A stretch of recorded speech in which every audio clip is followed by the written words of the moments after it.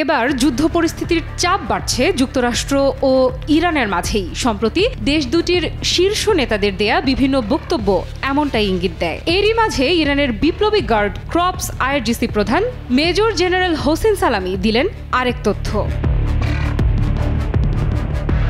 প্রতিরোধ ফ্রন্ট তার শক্তির শীর্ষে রয়েছে, এমনটাই দাবি আইআরজিসির প্রধান commander major general Hossein সালামির।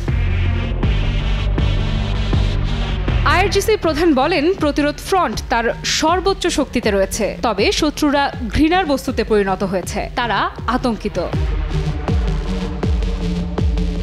Major general Hossain সালামি বলেন, হিজবুল্লাহ তার পথে অবিচল রয়েছে। শত্রুরা মুসলিম বিশ্বের নিবেদিত যুবকদের কাছে তুচ্ছ, তারা সময়ের সঙ্গে সঙ্গে পরাজয়ের দিকে এগিয়ে যাচ্ছে।